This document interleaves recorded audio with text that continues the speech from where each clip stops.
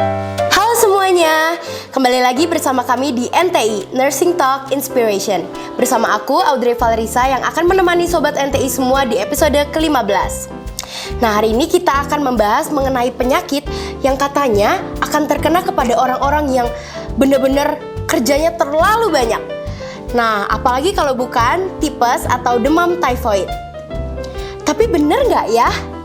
Nah, untuk mengetahui selengkapnya, kita akan ditemani oleh kedua narasumber cantik kita yang siapa sih mereka? Boleh dong kenalin dirinya kakak-kakak? Halo semuanya, perkenalkan namaku Silvana Claudia Tambunan. Aku dari Prodi S1 Keperawatan dan sekarang tingkat 3. Halo semuanya, perkenalkan nama aku Angelini Keviera Bianca Stumeyang dari Prodi S1 Keperawatan, sekarang tingkat 3. Oke, thank you kakak-kakak yang sudah bersedia menjadi narasumber di episode kali ini. Nah, daripada berlama-lama, mending kita langsung aja ke topik pembahasannya tentang penyakit tipes ini.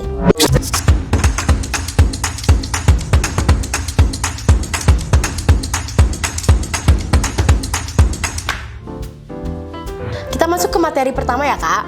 Nah, sebenarnya tipes itu penyakit yang bagaimana sih? Oke, jadi tipes atau typhoid fever ini merupakan penyakit yang disebabkan oleh bakteri yang namanya itu Salmonella typhi. Nah, bagaimana penyebarannya itu? Jadi dari makanan ataupun minuman yang sudah terkontaminasi. Nah, si bakteri Salmonella typhi ini juga berkaitan erat dengan penyakit salmonellosis yang menyebabkan infeksi pada sistem pencernaan kita. Nah, biasanya tuh orang-orang yang sakit tipes pasti demamnya non-spesifik, malah dia makin parah di beberapa hari kemudiannya. Dan gejalanya tidak berkurang walaupun sudah ada pengobatan suportif. Oh gitu. Nah, kan tadi dibilang bahwa penyebabnya itu sendiri dari bakteri Salmonella ya kak. Nah, terus bakteri ini bisa menular melalui apa saja sih kak? Nah, yang kayak tadi, jadi dia penyebarannya itu sebenarnya dari feses ataupun urine dan juga makanan-makanan dan minuman yang telah terkontaminasi oleh feses dan urine si penderitanya. Oh gitu kak. Nah, kalau tipes sendiri tuh ada nggak sih kak kayak jenis-jenisnya gitu? Dan kalau boleh nih kak, kalau emang ada jenis-jenisnya, boleh dong dijelasin juga nih penyebab-penyebabnya tuh apa aja? Oke, jadi aku pribadi kiranya tuh tipes ya tipes aja gitu, nggak ada jenis-jenisnya. Ternyata tipes itu ada jenisnya, dan jenisnya ada 3. Yang pertama tipes epidemik, kemudian tipes endemik, dan tipes kerap. Nah, yang pertama itu tipes epidemik. Jadi tipes epidemik ini lebih banyak terjadinya itu kayak di Amerika Selatan, Amerika Tengah, kemudian Afrika, daerah Cina Utara juga. Nah, dan penyebabnya itu nama bakterinya itu bakteri Rickettsia prowazekii. Rada susah sebutinnya. Jadi bakteri itu tuh cara penyebarannya dari gigitan kutu pada tubuh manusia. Dan biasanya penderita yang sudah sembuh, dia masih bisa kambuh kembali, terinfeksi kembali kalau si tipe ini. Nah, kalau tipe yang kedua, tipe endemik, ini tuh bedanya jarang terjadi infeksi yang berulang, jadi beda sama si epidemik tadi. Dan lebih banyak terjadi tuh di Amerika Serikat, kayak terutama California, Hawaii, Texas, itu lebih banyak terjadi di sana. Dan penyebarannya itu melalui gigitan pada kutu kucing sama tikus, beda kalau sama yang awal.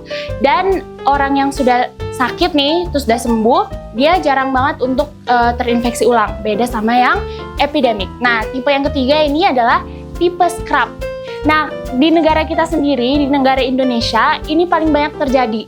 Dan sebenarnya di daerah Asia Pasifik sih, kayak Cina juga, Korea sama daerah Thailand kayak gitu. Banyak terjadi dan ini tipe yang sebenarnya paling berbahaya.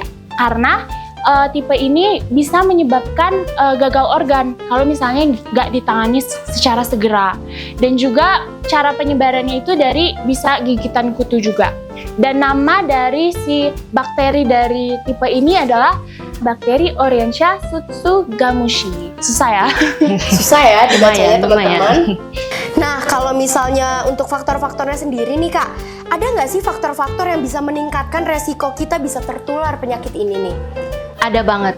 Ada beberapa faktor-faktor resiko yang akan muncul. Yang pertama karena gigitan kutu atau tungau yang terjadi dari tikus atau kucing. Lalu yang kedua, ketika kita tinggal di daerah yang padat dan juga kebersihannya tidak dijaga. Lalu yang ketiga adalah mengunjungi daerah yang terdapat penderita penyakit tifoid atau tipes. Terus yang keempat adalah memelihara hewan-hewan seperti unggas, kambing, atau sapi. Lalu yang terakhir adalah tinggal di daerah yang dekat danau. Oh gitu, ternyata banyak ya Kak, ternyata faktor-faktor yang bisa meningkatkan resiko kita bisa tertular penyakit tipes ini. Nah kalau gejala atau tandanya ini biar kita tahu nih, biar sobat-sobat NTI juga tahu bagaimana kalau misalnya gejala dan tanda kita terkena tipes itu apa aja sih Kak? Oke, sebelum kita bahas tentang gejala umum dari tifoid, kita bahas dulu dari gejala-gejala tipe yang 3 tadi yang sudah disebutkan. Yang pertama adalah tipe tipes yang epidemik. Epidemik ini, gejala tipes epidemik ini muncul sekitar 7-12 hari. Lalu untuk gejala-gejalanya ada juga demam, nyeri kepala, nyeri otot, dan juga ada nyeri sendi. Untuk tipe yang kedua adalah tipe endemik. Endemik ini biasanya gejalanya muncul sekitar 1-2 minggu. Dan gejalanya gak jauh-jauh, yang pertama adalah demam, mual muntah, terus ada nyeri sendi, dan juga ada sakit kepala. Lalu yang ketiga adalah scrub, tipe scrub. Itu akan muncul sekitar 10 hari, itu akan muncul gejala-gejalanya. Gejalanya ada demam, sakit kepala, nyeri otot, terus ada juga merah-merah, ruam di kulit.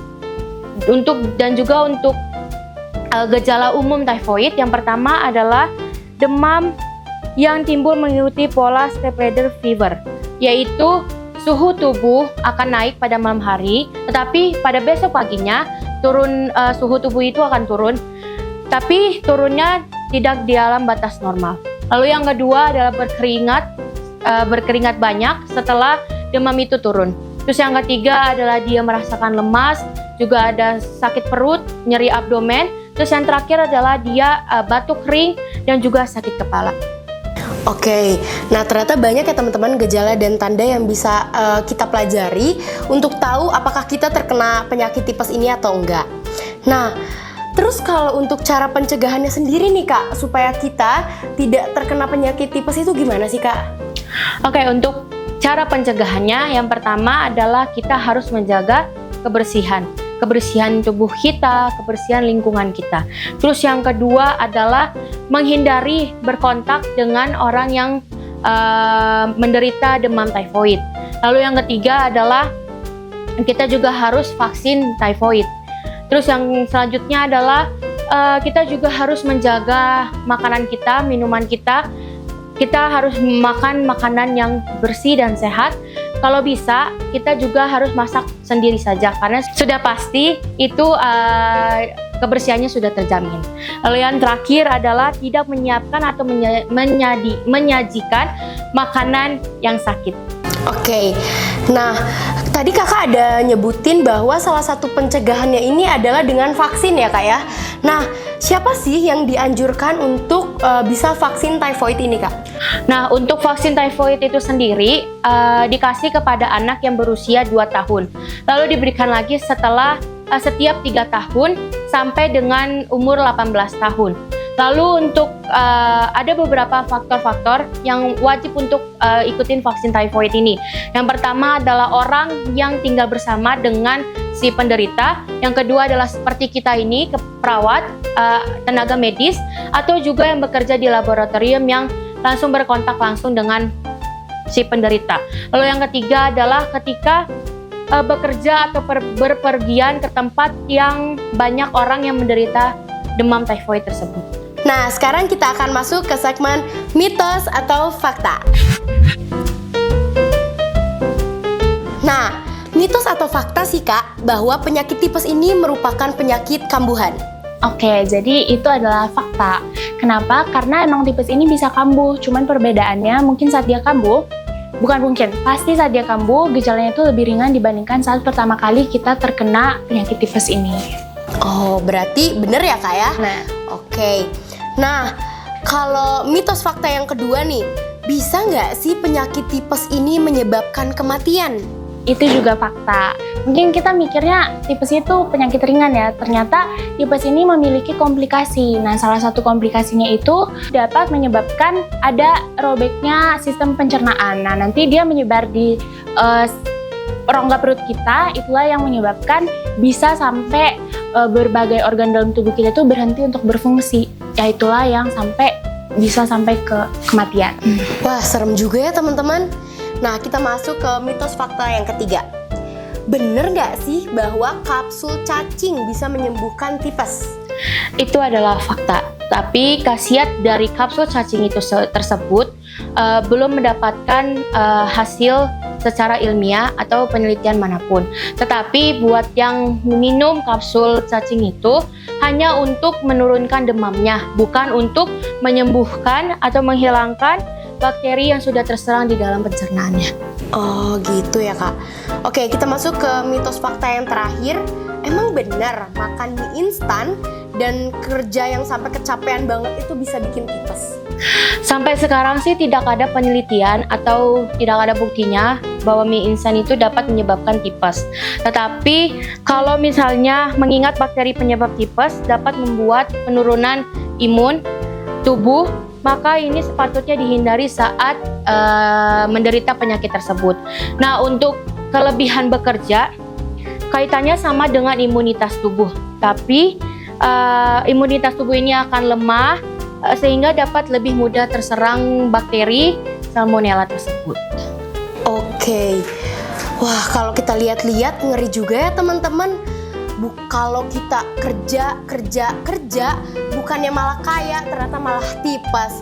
Nah, makanya teman-teman, meskipun banyak kerjaan, jangan pernah lupa untuk bisa menjaga kondisi kita semua dengan menjaga istirahat yang cukup dan juga memenuhi kebutuhan cairan dan nutrisi ya sobat-sobat NTI. Gak kerasa ya bahwa kita sudah ada di penghujung episode kali ini. Nah, sekian NTI episode ke-15 ini. Terima kasih banyak kami ucapkan kepada Kak Claudia dan Kak Yunike yang sudah mau berbagi sebagai narasumber di episode kali ini. Dan kami juga mengucapkan terima kasih yang sebesar-besarnya untuk sobat-sobat NTI yang ada dimanapun yang sudah bisa menonton hingga akhir. Sekian episode kali ini, nantikan terus episode selanjutnya. Aku Audrey Valrisa. Aku Silvana Claudia Tambunan. Aku Andra Yunike Stumeang. Pamit undur diri. Keep healthy. Keep happy. Keep safety. Bye-bye. Bye.